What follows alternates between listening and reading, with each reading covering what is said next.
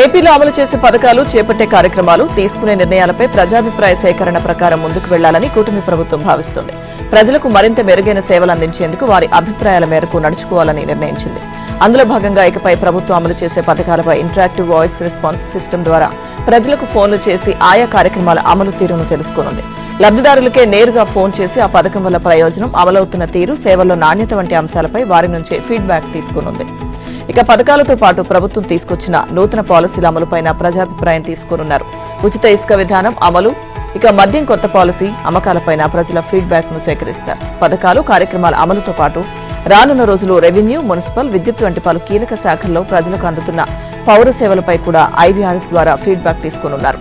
ప్రజలు ఎక్కడైనా అసంతృప్తి వ్యక్తం చేస్తే దానికి గల కారణాలను విశ్లేషించి సరిదిద్దుకునే అవకాశం ఉంటుంది. ఈ క్రమంలో ప్రభుత్వ అధికారులు, ఉద్యోగుల్లో కూడా బాధ్యత పెంచి ప్రజలకు మెరుగైన సేవలు అందించేలా చేయాలని ప్రభుత్వం భావిస్తోంది. ప్రజలు చెప్పిందే ఫైనల్ అనే ప్రాతిపదికన ప్రభుత్వం పనిచేయాలని ముఖ్యమంత్రి చంద్రబాబు భావిస్తున్నారు. ఇలా ప్రభుత్వం నుంచి వచ్చే ఫోన్ కాల్స్ ఓపికగా తమ అభిప్రాయాలు చెప్పాలని సీఎం ప్రజలను కోరారు. వీటి కోసం ప్రజలు వెచ్చించే 1-2 నిమిషాల సమయంతో ప్రభుత్వం నుంచి ఉత్తమ సేవలు పొందే అవకాశం ఏర్పడుతుంది అన్నారు. ఇక దీనికి ప్రజలు తమ వంతుగా సహకరించాలని, మెరుగైన పాలనలో భాగస్వామ్యం కావాలని సీఎం పిలుపునిచ్చారు. ఐవీఆర్ఎస్ విధానంలో వచ్చే ఖచ్చితమైన అభిప్రాయాల ద్వారా గతంలో మంచి ఫలితాలు సాధించిన సందర్భాలున్నాయి. సార్వత్రిక ఎన్నికల సమయంలో పార్టీ అభ్యర్థుల ఖరారు విషయంలో చంద్రబాబు విధానాన్ని పాటించారు. పోలవరం ప్రాజెక్టు పూర్తి చేయడంపై రాష్ట్ర జలవనరుల శాఖ పెట్టిన గడువుకు నిర్మాణ సంస్థ మెగా ఇంజనీరింగ్ చెబుతున్న టైం లైన్ కు భారీ తేడా కనిపిస్తోంది. వచ్చే నెలలో డయాఫ్రమ్ వాల్ నిర్మాణం ప్రారంభించి 700 మీటర్ల మేర పనులు పూర్తి చేస్తూనే 2025 నవంబర్ నుంచి ఎర్త్కమ్ రాక్ ఫిల్ డ్యాం పనులను సమాంతరంగా మొదలుపెట్టాలని, 2027 డిసెంబర్ నాటికి దాని పనులు పూర్తి చేయాలని, అంతటితో ప్రాజెక్టు నిర్మాణం పూర్తవుతుందని జలవనరుల శాఖ నిర్దేశించింది. అయితే మేఘా వాదన వేరే విధంగా ఉంది. వచ్చే నెలలో డయాఫ్రమ్ వాల్ పనులు, 2025 నవంబర్ నుంచి ఈసీఆర్ఎఫ్ డ్యాం పనులు ప్రారంభించిన గ్యాప్ 2 పనులను చేపట్టేందుకు సమయం తీసుకుంటుందని కాంట్రాక్ట్ సంస్థ లిఖితపూర్వకంగా ఆ శాఖకు అందజేసింది. ఇక ఈసీఆర్ఎఫ్ డ్యాం పనుల పూర్తికి 2028 మే దాకా గడువు కావాలని స్పష్టం చేసింది. ఈ వాదనతో జలవనరుల శాఖ ఏకీభవించడం లేదు. ఇందుకోసం ప్రత్యేకంగా మెథడాలజీని కూడా సిద్ధం చేసింది. ఈ మెథడాలజీతో మేఘా సమ్మతించడం లేదు. గ్యాప్ 2 పనులు పూర్తి చేశాక వాటి నాణ్యతను కేంద్ర జల సంఘం, పోలవరం ప్రాజెక్టు అథారిటీ, అంతర్జాతీయ నిపుణులు పరిశీలించి సంతృప్తి వ్యక్తం చేయాల్సి ఉందని అంటోంది. ఇందుకోసం టెస్టులు నిర్వహించి వాటి రిపోర్టులను జల సంఘానికి, నిపుణుల బృందానికి సమర్పించాల్సి ఉందని, ఈ పనులపై కేంద్రం సంతృప్తి వ్యక్తం చేశాకే గ్యాప్ 2 వద్ద ఈసీఆర్ఎఫ్ పనులను కొనసాగించాల్సి ఉంటుందని చెబుతోంది. అందువల్ల 2028 మే నెలలోనే ఈసీఆర్ఎఫ్ పనులు పూర్తవుతాయని స్పష్టం చేస్తోంది. ఇక ఈ పరిణామం నేపథ్యంలో సీఎం చంద్రబాబు మంగళవారం ఈ ప్రాజెక్టుపై సమీక్షించనున్నారు. ఇంకోవైపు పోలవరం ప్రాజెక్టు కోసం ప్రత్యేకంగా తెరిచిన ఖాతాలో కేంద్రం ఇచ్చిన 2,300 కోట్లలో 300 కోట్లను మాత్రమే రాష్ట్ర ఆర్థిక శాఖ జమ చేసింది. మిగతా 2,000 కోట్లను కూడా జమ చేస్తేనే భూసేకరణ కోసం వ్యయం చేసేందుకు వీలుంటుందని అధికార వర్గాలు చెబుతున్నాయి. దుకాణ సముదాయాలు, కళాశాలలు, చివరకు సెల్లార్లు, అపార్ట్మెంట్లలో కూడా ప్రభుత్వ కార్యాలయాలు, కొన్ని చోట్లయితే మరి ఇరుకు గదుల్లో విధుల నిర్వహణ, కనీస వసతులు లేవు. ఇలా ఎన్నెన్నో సమస్యలు. నాడు జగన్ ప్రభుత్వంలో జిల్లాలను అడ్డగోలుగా విభజించి ఏర్పాటు చేసిన కొత్త జిల్లా కేంద్రాలలో ఇది దుస్థితి. జగన్ అస్తవ్యస్త పాలనకు సజీవ సాక్ష్యంగా ఉన్నాయి. 2.5 ఏళ్ల క్రితం ప్రజల అభిప్రాయాలను పట్టించుకోకుండా రాజకీయ స్వార్థ ప్రయోజనాల కోసం జిల్లాలను ఇష్టానుసారం విభజించి వదిలేశారు. పేరు గొప్ప అన్నట్లు జిల్లాలు చేశారే కానీ జిల్లా కార్యాలయాలకు కనీసం సొంత భవనాలు సమకూర్చే ప్రయత్నం కూడా చేయలేదు. కొత్త జిల్లాల కేంద్రాల్లో 1 తప్ప చాలా ప్రభుత్వ కార్యాలయాలు ప్రైవేట్ భవనాల్లోనే ఏర్పాటు చేశారు. నిర్మాణానికి కనీసం భూసేకరణ కూడా చేయలేదు. నాడు కార్యాలయాల ఏర్పాటుకు నిధులు మంజూరు చేస్తామని చెప్పి మరీ జగన్ ప్రభుత్వం మాట తప్పిందే.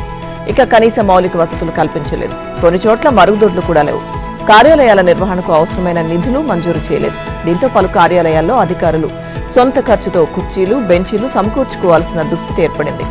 జిల్లాల విభజన సమయంలో ఆయా శాఖలకు అవసరమైన సిబ్బందిని నియమించలేదు. ఇక జిల్లా స్థాయి అధికారుల నియామకం కూడా చేపట్టలేదు. దీంతో ఇన్ఛార్జ్ అధికారులతో పాలన నెట్టుకొస్తున్నారు. పలు జిల్లాల కేంద్రాల్లో ఉన్నతాధికారులు స్థానికంగా అందుబాటులో ఉండడం లేదు. ఇలా చెబుతూ పోతే ఎన్నో సమస్యలు జగన్ నిర్వాహకం కారణంగా ఇప్పటికీ అవి వెంటాడుతున్నాయి. కాకినాడ పోర్టు ద్వారా భారీ స్థాయిలో జరుగుతున్న రేషన్ బియ్యం స్మగ్లింగ్ వెనుక ఎవరున్నారో, కాకినాడ పోర్టును లాక్కోవడానికి చేసిన దౌర్జన్యాల వెనుక ఎవరున్నారో వైసీపీ అధినేత జగన్ నోరు విప్పాలని మంత్రి నాదెండ్ల మనోహర్ డిమాండ్ చేశారు. కాకినాడ పోర్టు నుంచి జరుగుతున్న రేషన్ బియ్యం స్మగ్లింగ్ వెనుక భారీ నెట్వర్క్ పనిచేస్తుందని చెప్పారు. కాకినాడ సీ పోర్టులోకి అరబిందో రియాలిటీ ఏ విధంగా వచ్చింది. అలాగే కాకినాడ సెజ్ను జియమా నుంచి ఎందుకు లాగేసుకున్నారు? మానస సంస్థకు కాకినాడ పోర్టులో 7 ఎకరాల భూమిని ఎందుకు కేటాయించారు? కాకినాడ సీ పోర్టును బలవంతంగా లాక్కున్న అరబిందో రియాలిటీ సంస్థకు బాస్ ఎవరు? పనిగట్టుకుని కాకినాడకు చెడ్డ పేరు తెచ్చిందెవరు? కాకినాడ పోర్టును స్మగ్లింగ్ డెన్ గా మార్చిందెవరు అని మంత్రి ప్రశ్నలు సంధించారు. రేషన్ బియ్యం స్మగ్లింగ్ కు అడ్డాగా మారిన కాకినాడ సీ పోర్టును తమ కబంధ హస్తాలోకి లాక్కొని దందా చేయడానికి ముందస్తుగా ఒక ప్రణాళికను సిద్ధం చేసుకున్నారని తెలిపారు. కాకినాడ సీ పోర్ట్ లిమిటెడ్ యజమాని కేవీ రావు కుటుంబాన్ని బెదిరించి వారి మెడ మీద కత్తి పెట్టి 41% వాటాను అరబిందో రియాలిటీకి బలవంతంగా రాయించుకున్నారని ఆరోపించారు. తాజాగా కాకినాడ పోర్టులో 640 టన్నుల రేషన్ బియ్యాన్ని సీజ్ చేసిన షిప్ ను పరిశీలించడానికి డిప్యూటీ సీఎం పవన్ చేసిన ప్రయత్నాలకు అడ్డుపడిన వారి వెనుక ఎవరున్నారనేది కూడా ప్రజలకు అర్థం కావాలన్నారు. గత 5 ఏళ్లలో పాతుకుపోయిన బియ్యం మాఫియా పకడ్బందీ వ్యూహంతో మీడియా సహా ఎవరిని పోర్టు లోపలకు అనుమతించలేదు. దీని వెనుక పెద్ద కుట్ర ఉందన్నారు. రాష్ట్రంలో రేషన్ బియ్యం సరఫరా చేయడానికి 29,000కు పైగా చౌక దుకాణాలుండగా జగన్ ప్రభుత్వం డోర్ డెలివరీ పేరుతో 9,260 వ్యాన్లు కొనుగోలు చేసి రాష్ట్ర ఖజానాకు దాదాపు 1,600 కోట్ల నష్టం వాటిల్లిందని మంత్రి అన్నారు. ఇక గతంలో ఎన్నడూ లేని విధంగా రేషన్ బియ్యం సేకరణ కోసం ఒక వ్యవస్థను ఏర్పాటు చేసుకున్నారు. జాతీయ రహదారులపై గ్రీన్ ఛానల్ ఏర్పాటు చేసుకుని నేరుగా కాకినాడ పోర్టుకు తరలించారు. కాకినాడ పోర్టు నుంచి బియ్యం ఎగుమతులు జరిగాయని నాదెండ్ల అన్నారు. గత 3 ఏళ్లలో ఒక్క కాకినాడ పోర్టు నుంచి ఏకంగా 1,38,18,346 టన్నుల బియ్యం ఎగుమతి చేశారన్నారు. బియ్యం స్మగ్లింగ్ మాఫియా వెనుక ఎంతటి శక్తులున్నా వదిలిపెట్టం, అన్ని బయటకు తీస్తామని మంత్రి మనోహర్ హెచ్చరించారు. ఏపీలో వారం 10 రోజుల్లో నూతన వక్ఫ్ బోర్డు ఏర్పాటు చేయనున్నట్లు కూటమి ప్రభుత్వం తెలిపింది. ముందుగా అర్హులైన సభ్యులతో కొత్త బోర్డును ఏర్పాటు చేస్తామని, అనంతరం సమర్థులైన వ్యక్తిని చైర్మన్ గా సభ్యులు ఎన్నుకుంటారని పేర్కొంటూ ఒక ప్రకటన విడుదల చేసింది. గత ప్రభుత్వంలో నిబంధనలకు విరుద్ధంగా ఏర్పాటైన వక్ఫ్ బోర్డు వక్ఫ్ ఆస్తులు పరిరక్షించడంలో పూర్తి నిర్లక్ష్యం ప్రదర్శించింది. పాలనా కార్యకలాపాలను కూడా విస్మరించింది. పైగా న్యాయ వివాదాల్లో చిక్కుకుంది. దీనిపై దాఖలైన పెండింగ్ రాజ్యాల్లో హైకోర్టు సూచనల మేరకు చర్యలు తీసుకున్నాం. వక్ఫ్ బోర్డును రద్దు చేశాం. గత ప్రభుత్వం తెచ్చిన జీవో నంబర్ 47కు ఉపసంహరించామని ఆ ప్రకటనలో తెలిపింది. గత వైసీపీ ప్రభుత్వం అడ్డగోలుగా విడుదల చేసిన జీవోల్లో జీవో నంబర్ 47 ఒకటి. ఈ జీవోకు వ్యతిరేకంగా కోర్టులో 13 రిట్ పిటిషన్లు దాఖలయ్యాయి. ముస్లిం మైనారిటీలో ప్రధాన సమూహాలైన సున్నీలు, షియాలకు వక్ఫ్ బోర్డులో ప్రాతినిధ్యం లేకుండా పోయింది.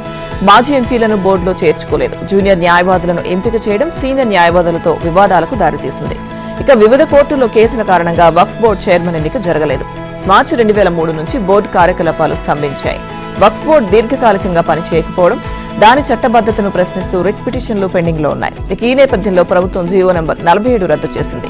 కూటమి ప్రభుత్వం వక్ఫ్ బోర్డు వ్యవస్థనే పూర్తిగా రద్దు చేసినట్టుగా కొన్ని సామాజిక మాధ్యమాల్లో జరుగుతున్న ప్రచారం అవాస్తవమని మైనారిటీ హక్కుల పరిరక్షణ సమితి రాష్ట్ర అధ్యక్షుడు ఫారూక్ షిబ్లీ తెలిపారు. సీఎం చంద్రబాబు, మైనారిటీ శాఖ మంత్రి ఫారూక్ మైనారిటీల సంక్షేమానికి పెద్దపీట వేస్తూ వారికి అండగా ఉంటున్నారని పేర్కొన్నారు. ప్రజాపాలన విజయోత్సవాల్లో భాగంగా వైద్య ఆరోగ్య శాఖ ఆధ్వర్యంలో నేడు హైదరాబాద్ లో ఆరోగ్య ఉత్సవాలు నిర్వహిస్తున్నారు. ఇందులో భాగంగా 28 పారామెడికల్ కాలేజీలు, 16 నర్సింగ్ కాలేజీలు, 32 ట్రాన్స్జెండర్ క్లినిక్లను తెలంగాణ సీఎం రేవంత్ రెడ్డి వర్చువల్ గా ప్రారంభిస్తారని వైద్య ఆరోగ్య శాఖ ఓ ప్రకటనలో తెలిపింది. అలాగే కొత్తగా 213 అంబులెన్స్ సర్వీసులు ప్రారంభించనున్నట్లు వెల్లడించింది. మెడికల్ బోర్డు ద్వారా ఇటీవల నియమితులైన 442 మంది సివిల్ అసిస్టెంట్ సర్జన్లకు, 24 మంది ఫుడ్ ఇన్స్పెక్టర్లకు ముఖ్యమంత్రి నియామక పత్రాలు అందజేస్తారని పేర్కొంది. ఇటు హైదరాబాద్ బాజ్పల్లిలోని పొట్టి శ్రీరాములు తెలుగు విశ్వవిద్యాలయం 39వ వార్షికోత్సవానికి సీఎం హాజరై ప్రసంగించనున్నారు. అలాగే కోకాకోలా, అలాగే థమ్స్అప్ లాంటి శీతల పానీయాలను ఉత్పత్తి చేసే హిందుస్థాన్ బెవరేజెస్ సంస్థ నిర్మించిన భారీ బాటింగ్ యూనిట్ ను సీఎం రేవంత్ ప్రారంభించనున్నారు. ఇక సిద్దిపేట జిల్లా బండతిమ్మాపూర్లోని ఫుడ్ పార్కులో దాదాపు 1000 కోట్లతో చేపట్టిన ఈ ప్లాంట్ నిర్మాణం ఇటీవలే పూర్తయింది. మరోవైపు సిపిఐ రాష్ట్ర సహాయ కార్యదర్శి బాలమల్లేష్ మృతి పట్ల సీఎం దిగ్భ్రాంతి వ్యక్తం చేశారు. ఆయన కుటుంబ సభ్యులకు సానుభూతిని తెలిపారు. సిపిఐ రాష్ట్ర కార్యాలయంలో మగ్దుం భవన్లో బాలమల్లేష్ భౌతిక కాయానికి TPC chief Mahesh Kumar Goud, CM సలహాదారు వేం నరేందర్ రెడ్డి నివాళులర్పించారు. కాగా టీజీపీఎస్సీ చైర్మన్ గా నియమితులైన బుర్రా వెంకటేశం సీఎం రేవంత్ రెడ్డిని ఆయన నివాసంలో మర్యాదపూర్వకంగా కలిశారు. అసెంబ్లీ ఎన్నికల్లో ఇచ్చిన హామీ మేరకు రాష్ట్ర రైతాంగానికి రైతు భరోసా పథకాన్ని అందించి తీరుతామని తెలంగాణ సీఎం రేవంత్ రెడ్డి స్పష్టం చేశారు. ఈ విషయంలో ఎలాంటి సందేహాలు అవసరం లేదన్నారు. సంక్రాంతి తర్వాత రైతుల ఖాతాల్లో భరోసా సొమ్మును జమ చేస్తామని తెలిపారు. ఈ పథకం అమలుకు సంబంధించి విధి విధానాలు ఖరారు చేసేందుకు ఇప్పటికే మంత్రివర్గ ఉపసంఘాన్ని నియమించామని గుర్తు చేశారు. ఉపసంఘం చేసే సూచనలపై ఈ నెలలో నిర్వహించే శాసనసభ సమావేశాల్లో చర్చించి విధి విధానాలను ఖరారు చేస్తామన్నారు. సోనియా గాంధీ గ్యారంటీగా చెప్తున్నానని, ఈ విషయంలో ఏం మారీచులు వచ్చి అబద్దాలు చెప్పినా నమ్మవద్దని అన్నారు. జూబ్లీహిల్స్ లోని తన నివాసంలో నిర్వహించిన సమావేశంలో సీఎం పాల్గొన్నారు. రైతు భరోసా పథకంపై ఆరోపణలు చేస్తున్న ప్రతిపక్షాలను మారీచులు, రాక్షసులతో పోల్చారు. ప్రజాపాలన విజయోత్సవాల్లో భాగంగా ఉమ్మడి మహబూబ్నగర్ జిల్లాలో నవంబర్ 28 నుంచి 30 వరకు నిర్వహించిన రైతు అవగాహన సదస్సుకు మంచి ఆదరణ వచ్చిందన్నారు. రైతుల ఆశీర్వాదం, సంపూర్ణ మద్దతుతో ఈ ప్రభుత్వం ఇంకా 9 ఏళ్లు ఎన్నో విజయాలు సాధిస్తుందని తనకు సంపూర్ణ విశ్వాసం కలిగిందన్నారు. తెలంగాణ ఏర్పడి నాటికి ఆనాడు అధికారంలో ఉన్న కాంగ్రెస్ ప్రభుత్వం 16,000 కోట్ల మిగులు బడ్జెట్తో 69,000 కోట్ల అప్పులతో కేసీఆర్ కు రాష్ట్రాన్ని అప్పగించింది. అలాంటి రాష్ట్రాన్ని 2023 డిసెంబర్లో కాంగ్రెస్ మళ్లీ అధికారం చేపట్టే నాటికి 7 లక్షల కోట్ల అప్పు, ప్రతి నెల వడ్డీలు, అసలు కలిపి 6,500 కోట్లు చెల్లించాల్సిన పరిస్థితికి తీసుకొచ్చారని సీఎం రేవంత్ అన్నారు. ప్రజలపై అప్పుల భారం మోపలేదని, అద్భుతమైన పరిపాలనను అందిస్తున్నామని, రాష్ట్రాన్ని బంగారు తెలంగాణగా మార్చామని అప్పటి ప్రభుత్వం సందర్భం వచ్చినప్పుడల్లా దాడులు చేసిందని ఆరోపించారు. అందుకే తాము అధికారం చేపట్టిన తర్వాత ఆస్తులు, అప్పులు, విద్యుత్, సాగునీటి ప్రాజెక్టులపై వాస్తవ పరిస్థితులను ప్రజలకు వివరించేందుకు శ్వేతపత్రం విడుదల చేశామని తెలిపారు. బీఆర్ఎస్ నాయకులు పదే పదే కాళేశ్వరం ప్రాజెక్టు గురించి చెబుతారని, ఏడాది మేడిగడ్డ, అన్నారం, సుందిళ్ల బ్యారేజీలో చుక్క నీరు లేకున్నా రాష్ట్రంలో 66 లక్షల ఎకరాల 1.53 కోట్ల టన్నుల వరి దిగుబడి వచ్చిందని మంత్రి ఉత్తమ్ కుమార్ రెడ్డి స్పష్టం చేశారు. ఎస్సీ వర్గీకరణపై సుప్రీంకోర్టు సూచన మేరకు కేబినెట్ పనిచేస్తుందని తెలిపారు. ఇక పెద్దపల్లి కలెక్టరేట్లో కరీంనగర్ ఉమ్మడి జిల్లా ప్రాజెక్టులు, అలాగే పౌర సరఫరాల శాఖపై ఉత్తమ్ సమీక్ష నిర్వహించారు. ఈ నెల 4న పెద్దపల్లిలో జరగనున్న యువ వికాసం సభాస్థలికి చేరుకుని ఏర్పాట్లు పరిశీలించారు. పెద్దపల్లిలో 1,00,000 మందితో యువ వికాసం సభను నిర్వహిస్తున్నామని తెలిపారు. గత ప్రభుత్వం నిరుద్యోగుల సమస్యలను పూర్తిగా నిర్లక్ష్యం చేసిందని విమర్శించారు. 10 ఏళ్లలో ఉద్యోగ ఖాళీలను భర్తీ చేయలేదని, తాము 10 నెలల్లో 50,000 ఉద్యోగాలు ఇచ్చామని చెప్పారు. 4న జరిగే బహిరంగ సభలో మరో 9,000 మందికి సీఎం ఉద్యోగ నియామక పత్రాలను అందజేస్తారని చెప్పారు. రాష్ట్రంలో 25 లక్షల మంది రైతులకు 22,000 కోట్ల రుణమాఫీ చేశామని తెలిపారు. కొత్త రేషన్ కార్డులు ఇస్తామని, రేషన్ వినియోగదారులకు సన్న బియ్యం ఎప్పటి నుంచి ఇవ్వాలో నిర్ణయం తీసుకుంటామని ఆయన చెప్పారు. దేశంలో ఎక్కడా లేని విధంగా రైతులకు కాంగ్రెస్ ప్రభుత్వం రుణమాఫీ చేసిందని మంత్రి శ్రీధర్ బాబు అన్నారు. ఈ నెల 4న జరిగే యువ వికాసం సీఎం సభకు కేబినెట్ మంత్రులందరూ వస్తారని, విమర్శలు గుప్పించే ప్రతిపక్షాల నోళ్లు మూయించేందుకు పెద్ద ఎత్తున ప్రజలు సభకు రావాలని మంత్రి పొన్నం ప్రభాకర్ పిలుపునిచ్చారు. సచివాలయం వైపు వెళ్తున్న తెలంగాణ మంత్రి తిత్తిల శ్రీధర్ బాబు ట్రాఫిక్ ను చక్కదిద్దిన ఘటన ఆదివారం రాత్రి చోటు చేసుకుంది. హైదరాబాద్ లో రాత్రి 9 గంటల సమయంలో ట్యాంక్ బండ్ వైపు నుంచి వచ్చిన కారు అంబేద్కర్ కూడలి వద్ద అదుపు తప్పి ఫుట్పాత్ పైకి దూసుకెళ్లింది. దీంతో ట్రాఫిక్ కు అంతరాయం ఏర్పడింది.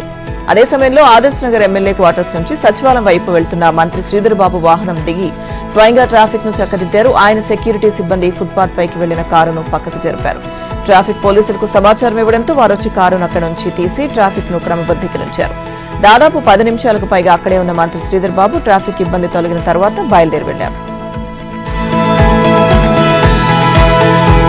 తెలంగాణలోని రైస్ మిల్లర్ల తీరు గుడితో పాటు గుడిలో లింగాన్ని మింగేసిన చందంగా మారింది. ప్రభుత్వానికి అప్పగించాల్సిన కోట్ల రూపాయల ధాన్యాన్ని అమ్ముకున్న మిల్లర్లు వడ్లతో పాటు గోనె సంచులను కూడా అమ్ముకుని సొమ్ము చేసుకున్నారు. తట్టు బస్తాయే కదా అని అధికారులు లెక్క చేయకుండా వదిలేయడంతో పౌర సరఫరాల సంస్థ ఆదాయానికి ఏకంగా 3,875 కోట్ల గండిపడింది. ఈ బస్తాలకు సంబంధించి ఏకంగా 10 ఏళ్లుగా ఆడిట్ అనేది జరగడం లేదు. దీంతో వీటిని అమ్ముకోవడం అలవాటుగా మారి భారీ కుంభకోణం చోటు చేసుకుంది.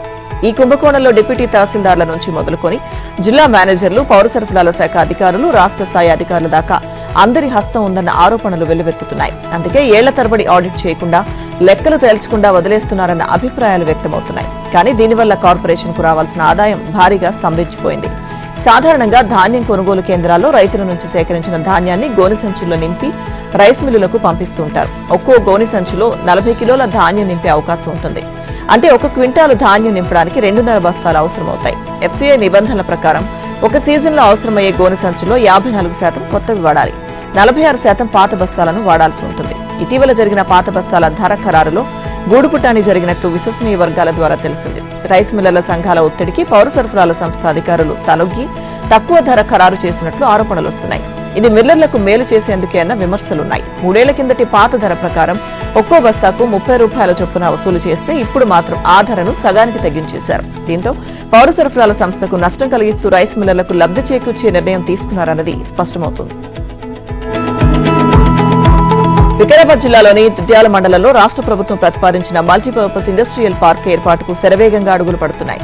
భూసేకరణకు తొలి నోటిఫికేషన్ విడుదల చేసిన రాష్ట్ర ప్రభుత్వం మరో నోటిఫికేషన్ జారీ చేసింది.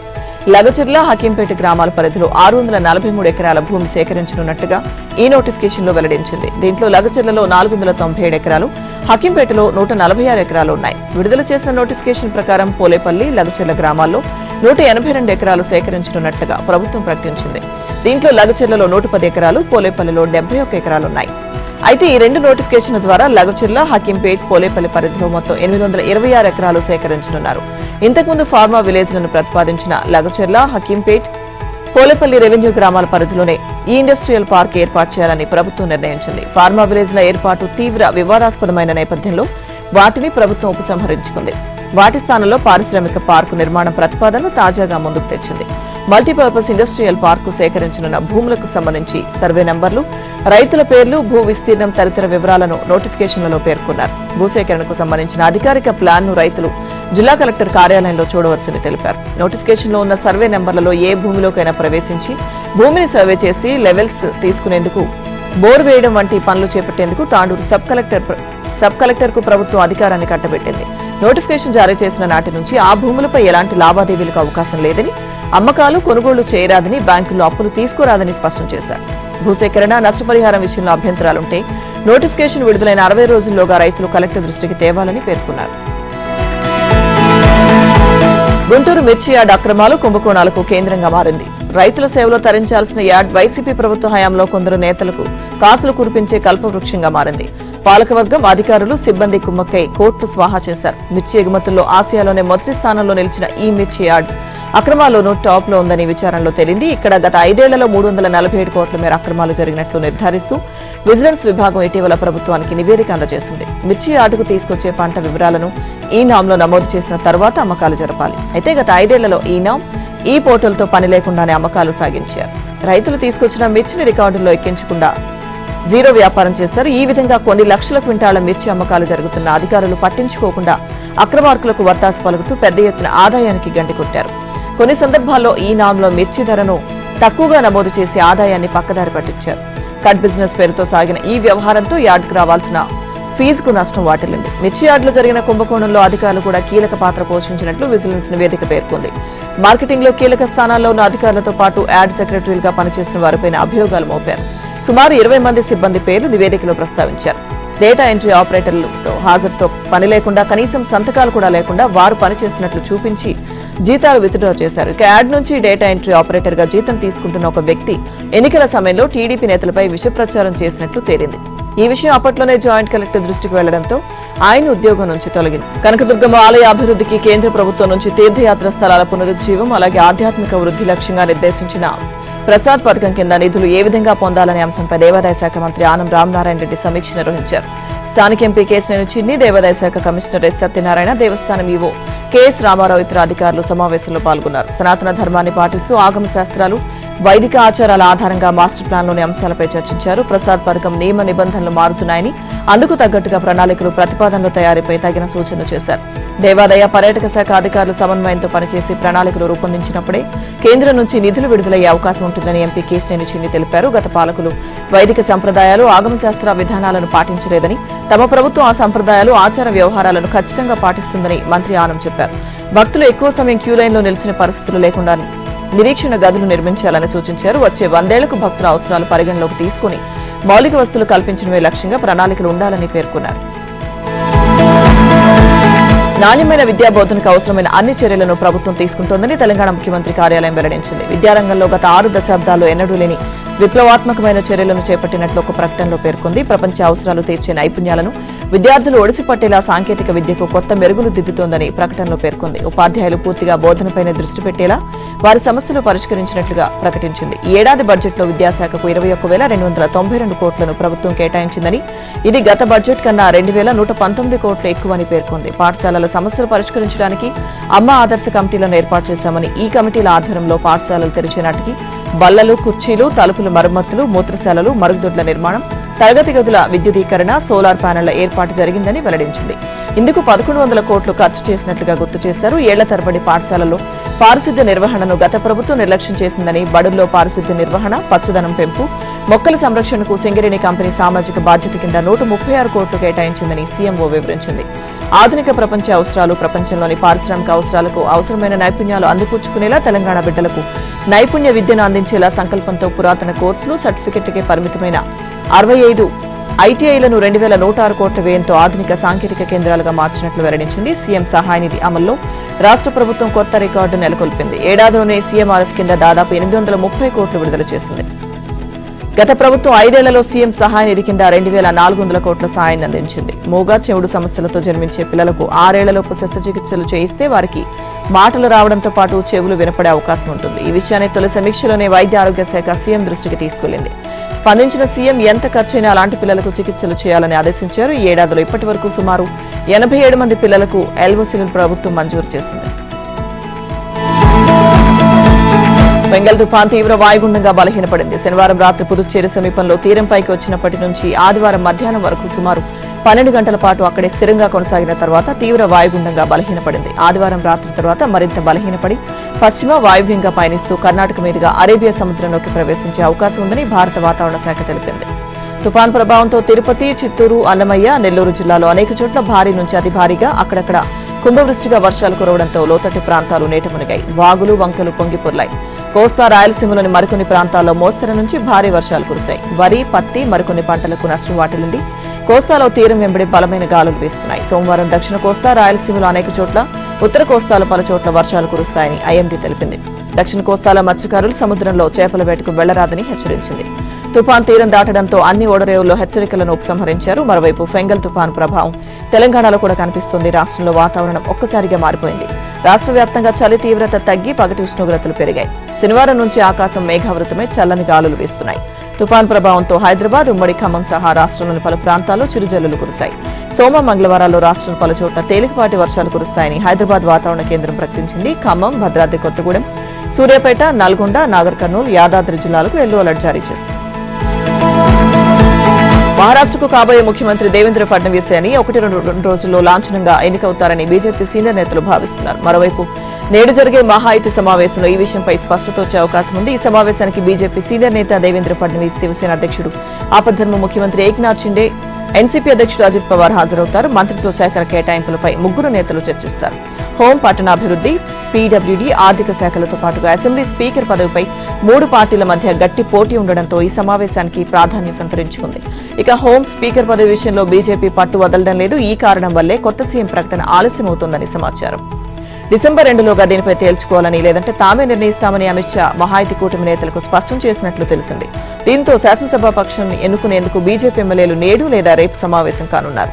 దేవేంద్ర ఫడ్నవీస్ ను బీజేపీ శాసనసభ పక్ష నేతగా ఎన్నుకుంటారని బీజేపీ వర్గాలు చెబుతున్నాయి. సొంతూరుకు వెళ్లిన షిండే తన మౌనాన్ని వీడారు. మహారాష్ట్ర కొత్త ముఖ్యమంత్రి విషయంలో ప్రధాని మోదీ, కేంద్ర హోంమంత్రి అమిత్ షాదే తుది నిర్ణయమన్నారు. మహాయుతి కూటమిలో ఎలాంటి విభేదాలు లేవని షిండే స్పష్టం చేశారు. తన ఆరోగ్యం మెరుగుపడిందని చెప్పారు. మహారాష్ట్రలో కొత్తగా ఏర్పడే మహాయుతి ప్రభుత్వంలో ఏక్నాథ్ షిండే తనయుడు శ్రీకాంత్ షిండే డిప్యూటీ సీఎం రేసులో ఉన్నారని తెలుస్తోంది. మీడియాలో దీనిపై చర్చ జరుగుతోందన్న ఏక్నాథ్ షిండే ఈ ప్రతిపాదన మాత్రం తోసిపుచ్చలేదు. దీంతో శ్రీకాంత్ షిండే డిప్యూటీ సీఎం అవుతారనే చర్చ ఊపందుకుంది. శ్రీకాంత్ షిండే ప్రస్తుతం లోక్సభలో ఎంపీగా ఉన్నారు. శ్రీకాంత్ షిండేను డిప్యూటీ ముఖ్యమంత్రిని చేస్తే ఏక్నాథ్ షిండే ఏ బాధ్యత తీసుకుంటారనేది ఉత్కంఠ రేపుతోంది.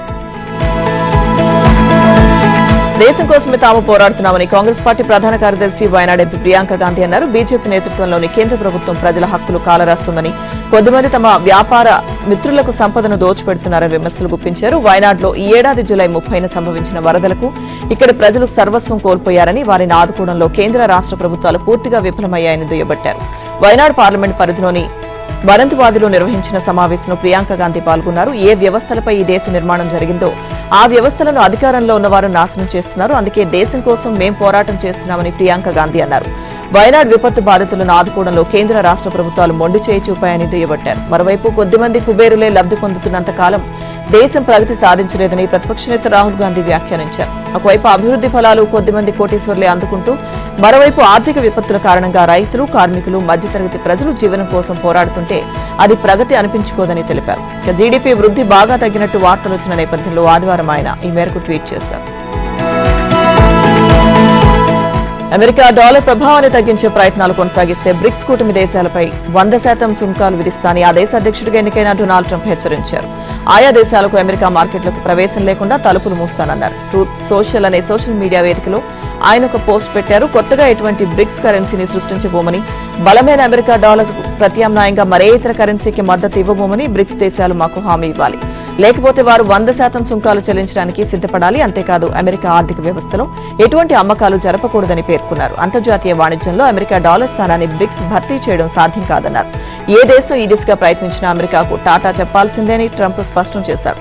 అమెరికా అధ్యక్షుడిగా ఎన్నికైన అనంతరం ట్రంప్ సుంకాల మీద ప్రత్యేక దృష్టి పెట్టారు. అమెరికాలోకి పెద్ద ఎత్తున అక్రమ వలసలకు, డ్రగ్స్ సరఫరాకు మెక్సికో, కెనడా కారణమవుతున్నాయని, ధోరణి మార్చుకోకపోతే వాటి ఎగుమతులపైన 25% సుంకం విధిస్తామని, ఇదే కారణాలతో చైనా మీద 10% సుంకం విధిస్తామని ట్రంప్ ఇటీవలే ప్రకటించారు.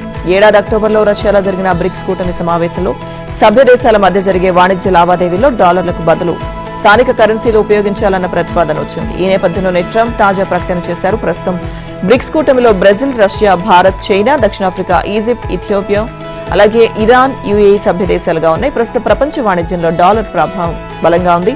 చమురు వంటి కీలకమైన సరుకుల అమ్మకాలు, కొనుగోలు డాలర్లోనే జరుగుతున్నాయి. ప్రపంచ విదేశీ మారక నిల్వల్లో డాలర్ల వాటా దాదాపు 58% ఉంది. అమెరికా అధ్యక్షుడిగా ఎన్నికైన డొనాల్డ్ ట్రంప్ తన ప్రభుత్వ యంత్రాంగాన్ని సిద్ధం చేసుకుంటున్నారు. ఈ క్రమంలో పలువురు భారత సంతతికి చెందిన వ్యక్తులకు కీలక పదవులు కేటాయించారు. తాజాగా కశ్యప్ పటేల్ కు కీలక బాధ్యతలు అప్పగించారు. Federal bureau of investigation director గా ఆయన నియమించనున్నట్లు ప్రకటించారు.